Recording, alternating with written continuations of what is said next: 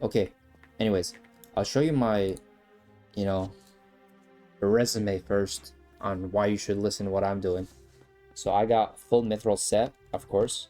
This one is one of my weakest pieces, and the ores that you put into it gives you specific effects, and the enchant as well. This is one of my broken pieces right here. Extra vitality, speed, uh, minus vitality because of the ability. Lethality, like, it's pretty broken. Point is, I'm maxed out. I have really good armor. You want to be like me. Alright, watch this video. Okay, let's start first. I'm assuming you got past the first world. You made it to here, and now you're lost. What do I do? Well, let me tell you some tips and tricks. So first of all, when you buy your pickaxe, right? Let's say you saved enough to buy the cobalt pickaxe, but now you want to buy the titanium pickaxe. Thing is, you don't need to collect 22,000. You could sell your previous pickaxe when you have like half the amount of money, right? Just do the quick calculations. Like right now, let's say there was a pickaxe that cost 150,000, right? The demonic pickaxe. I'd be like, okay, I saved 50k. I'll need another 100k. No, you don't. You look at your current pickaxe on hand. I can sell the current pickaxe on hand for 93,000, right? If I sell that plus my 50 to 60,000, I could afford the magmite pickaxe, for example. I don't need to collect 150,000. So you could apply the same logic to these as you go up. I'd buy this, and then when I get close to this, like halfway mark or a little bit over halfway, I'd sell this and I'd buy this. But sometimes the game doesn't let you sell, right? Because it'd be like you need at least one pickaxe in your inventory. So you'd go back to the first world. Right? Let me show you. Because this is what I do as well. You go back to the first world, and because everything here is so cheap that you don't care anymore, you'll just go over here and you'll buy the cheapest pickaxe. Otherwise, the game will not let you sell your current pickaxe unless you have another pickaxe on hand. So if I open up my inventory, I have the pickaxe I use, and then this one, because I always have to keep by default one pickaxe in my inventory. So when I sell this and I get 150,000, then I still have this, so the game would not deny me, right? And here is, pretty straightforward. Hopefully you completed everything here. So let's go back to where I was talking about. Sorry for all the yapping, but I just want to make sure everything is clear beforehand. Alright, so you made it here.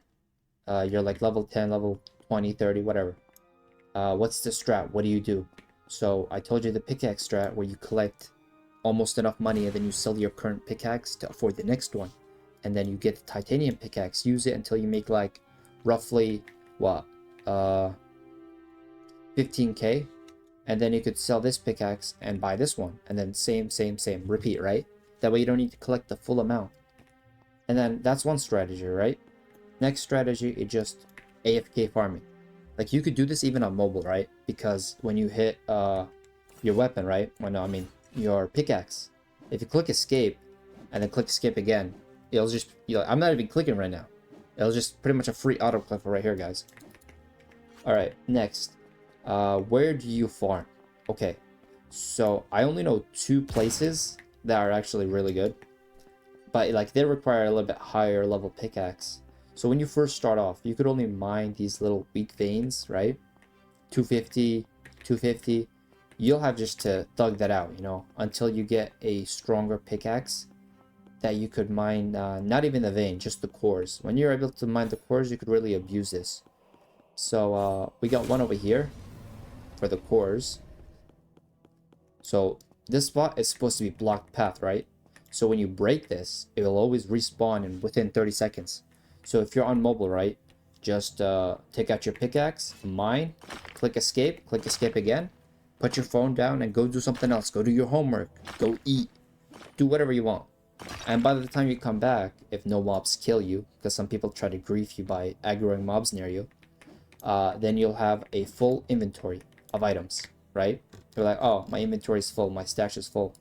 So that's one of the mining spots for lower level players.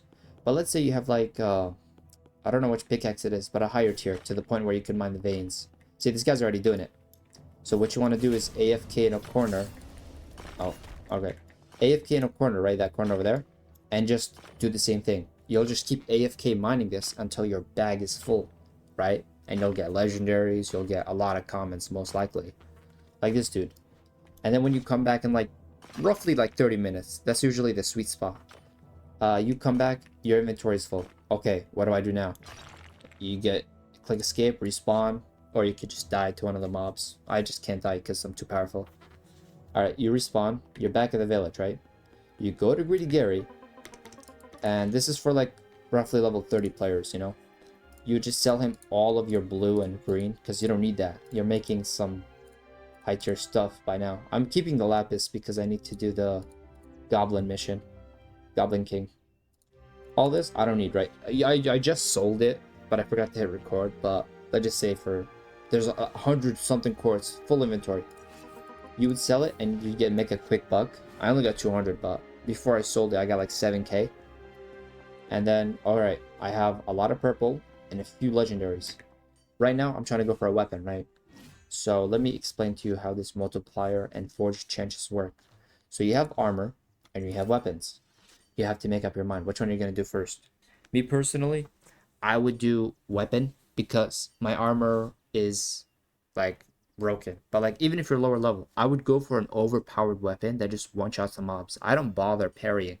I'm not parrying at all. I'd rather die than parry. So all you need is a really, really, really strong weapon. And to do that, you would need like stuff like this. Each of these ores have a multiplier and they have a unique effect. So for example, I would always use the eyes, right? Because they're broken. Let's say throw in some mithrils, throw in some uranium, and like all right, multiplier down here, right? Chances up here. Let's say I want a colossal because they do the most damage and they're most likely gonna one-shot. Look at the difference. You see the multiplier, this forged chance going up? Look, I make it colossal, right? 49%. Look at the multiplier. You see how the colossal percentage is going up the more materials you spend to guarantee you higher chances? But that's happening at the cost of your multiplier. Your multiplier is dropping. What does the multiplier do? Each rarity has a base starting damage, right? So it's gonna go up by the multiplier. Let's say a purple item does 50 damage base. If I got a 3 times multiplier, that weapon will do 150 damage. Same thing with the armor. That's how it's calculated. That's how the formula works. But obviously, purple items don't start at 50. I don't know that off the top of my head.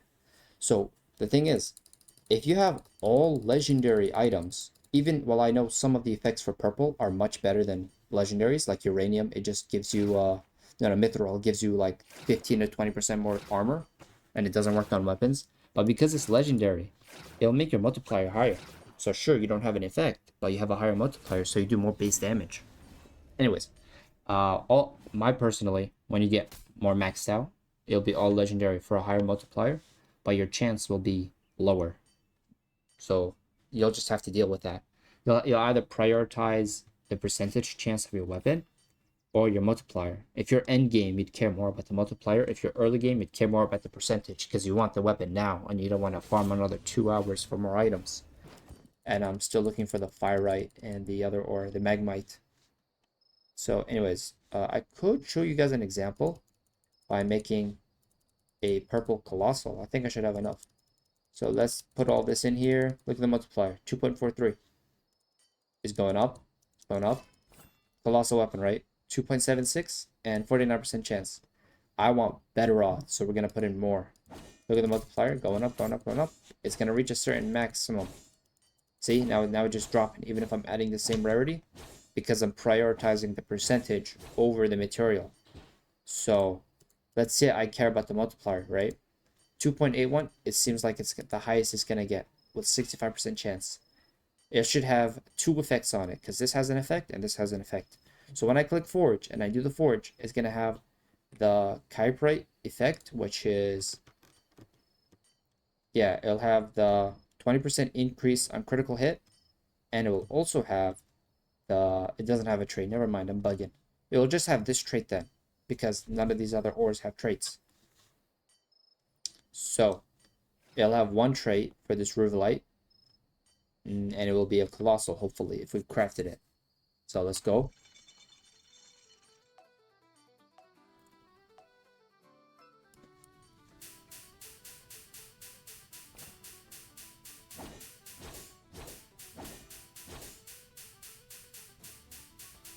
I hate this part, it's so annoying. Alright, let's see, and then you lined up. You guys know this better than me, probably. Don't break my ankles now.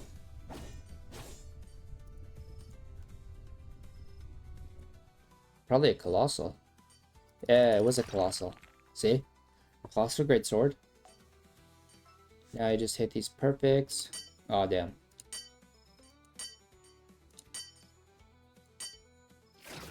Sometimes it like lags and it gives you like 4 at a time, which is kind of annoying because you can't really control the lag. Alright, and this is also how you get higher percentage. Like, this little mini game is very important because that actually gives you more damage. Like, this is probably going to be a master work. Perfect. Because I messed up, I got a great instead of a perfect, right? Colossal weapon tells you the percentages, so the game calculates the percentages and will determine the effects. Damage, pretty good, right? Attack speed, pretty slow. That's why people prefer gauntlets or katanas. But then again, I'm making the most overpowered colossal. So if it one-shots the enemy, I don't care about parrying. I don't care about how slow it is. It one-shots. What's the problem? And you could sell them for a quick buck. Like, I don't need this weapon because my great axe, which was a failure, I'm pretty sure it does more damage. Equipment. See, my great axe does 115, 133. This one does 111. So I don't need it. And it has the effect of the critical hit that I told you about. And the critical hit is not 25%. Because if I solely put just that material, it would have reached that 25%. Yeah, so then that's the strat. And then you go to this blacksmith. And you would sell all of the purple gear that you don't want. Like this dude. Make a quick buck. And then go back to the AFK area. And that's how you do it. So, yeah.